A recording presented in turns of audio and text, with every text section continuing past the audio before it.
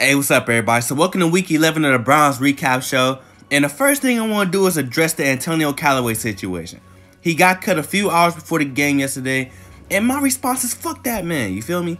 Dude just can't put down the weed. Last week he was a healthy scratch, and they said he parked in the wrong parking lot or something than usual. I think he was smoking up some weed before the game trying to get high. You feel me? That's just not what they saying, but it all makes sense because now he's facing a 10-game suspension for, illegal abuse substance, smoking weed, you feel me?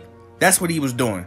And, it makes me mad because dudes out here like Sheehy Giuseppe is fiending for an opportunity in the NFL. This dude slept outside, you feel me? And Antonio Callaway, he's up here bullshitting with his roster spot, just smoking it away. You cannot want to get high that bad, man. So that's his loss. We don't need Antonio Callaway. He wasn't that good anyway. And we'll be better off with Rashard Higgins. Now, about the game, I want to give a huge shout out to the Browns defense for stepping up big because we definitely needed them yesterday to come out on top with a 21-7 victory. You know why? Number one, the rest was really out there reaching and they was really cheating us yesterday trying to get the Steelers every chance to win the game or even compete. The only reason why the Steelers had 7 points is because on one drive, they gave them like 50 or 60 yards of penalties, man. Like, of course they should get in the end zone after that. Then, on top of that, they out here calling false pass interference penalties on both sides of the balls for the Browns. I think they called a few holding penalties. I don't like how the refs called illegal touching on the punt, which moved the ball from the 5-yard line to the 20. The call on the Juju hit was a little bit questionable, but the Demarius Randall hit was definitely valid. He hit him too late. He had no business hitting him too late. But I don't know if he deserved to get ejected for that. That happens every week around the NFL. Why he got to get ejected? I don't care if dude got hurt. It is what it is. It happens in football, man. Like I said, he was wrong for the hit. Just penalize him and let him stay on the field. It wasn't the helmet hit.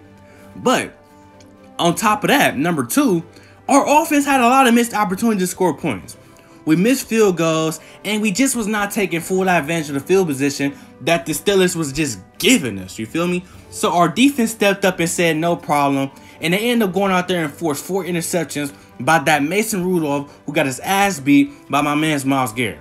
For the people that don't know, Mason Rudolph started this whole thing. He started off by, after Myles Garrett sacked him doing his job, he started pulling Myles Garrett's helmet off. He was mad. Then he go kick my man's in the nuts. Myles Garrett is a grown man. He deserves to retaliate. Now, did he have to hit him with a helmet? No, he did not have to hit him with a helmet. But Mason Rudolph needs to grow up. It's football, man. The game already over. You don't want to do the 4 interceptions. Don't get mad at us because we not showing no mercy to you, bro. Man up. He deserves some suspension too, man. Myles Garrett ain't wrong. He just shouldn't have used this helmet because now he's facing the season-ending injury. I mean, not injury, suspension. And it just wasn't that serious to use your helmet, man. That's just dirty. But back to the defensive players, though. Joe Schobert had a phenomenal game. He had 2 picks, 10 tackles, and he had a sack. One of the picks was a diving effort. The other one almost went for 6 points. Joe Schobert, he's really an underrated beast, and I think he deserves to get paid this offseason. John Dorsey, you see this man playing every week. Don't sit up here and just let my man's walk because you didn't draft him, bro. Re-sign that man. Then on top of that, my guy Matt Wilson, he really balled out. This man shows up. He's passionate every week. He gives his all, literally his all every single week. He wants to win games. He can tackle. He's getting better at pass coverage, but he was already pretty decent at pass coverage anyway.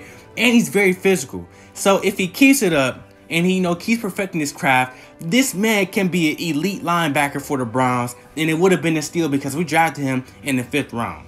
Then on top of that, Denzel Ward also had a pretty good game.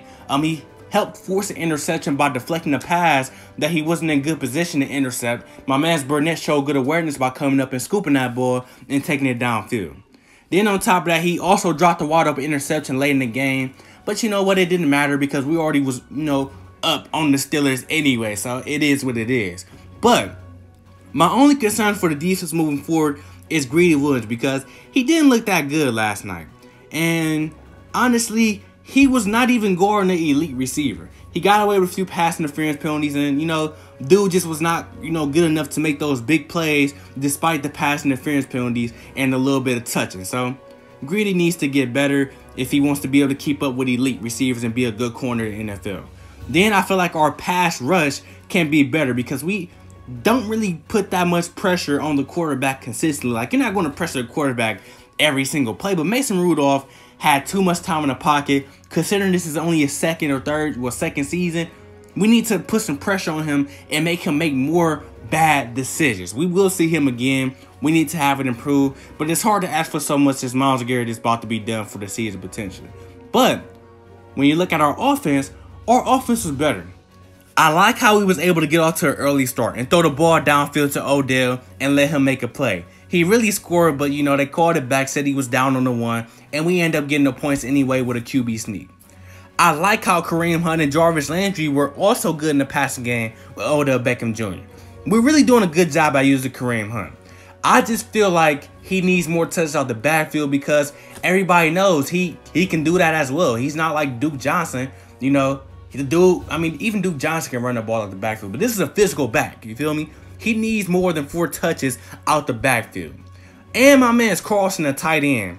He let everybody know that he played for the Cleveland Browns because nobody knew who he was. I didn't even know who he was, but he definitely showed why he has a roster spot with that physical catch in the back of the end zone. Even though Baker Mayfield should have threw it to Hodge, who was wide open underneath. But hey, it is what it is. We scored. It doesn't even matter. Then on top of that, speaking of Baker Mayfield, Baker had an improved game last night. He was able to escape pressure, you know, extend plays, you know, leaving out the pocket like he did last year. He also did not even come close to throwing an interception, which I felt was pretty much impressive because usually every game he throws an interception or at least almost throws an interception. The only thing with Baker Mayfield is he just needs to still work on his accuracy because he was missing dudes that were open, you know, based off accuracy. And on top of that, he needs to see the field better because he was also missing dudes that were wide open, trying to throw it to somewhere else or, you know, just wasting possessions. But on top of that, my man Nick Chubb had a good game. You know, he was a little bit short of 100 yards, but he had some good runs that definitely impacted the team. And he's the first back in a while to hit 1,000 yards in the season. I'm proud of that, man. We just need to do a better job at controlling the game and taking advantage of field position because the Steelers, if they were good, they could have easily worked their way back into the game. We just need to do a better job at controlling the game. Freddie did a better job with the plays, but he still has to go. Our team still isn't at its full potential, and we gonna leave it at that because, like I said, we won the game. I'm not trying to keep focusing on the same problems that we already know exist. Fuck Pittsburgh, fuck Mason Rudolph, fuck the Steelers fans, especially ones that live in Cleveland because you have no business being a Steelers fan. So let me know what y'all think in the comment section. How you feel about the Myles Garrett situation, the Callaway situation, the game in general? Did I miss some things? Let me know. Like, comment, subscribe. I got more content coming soon.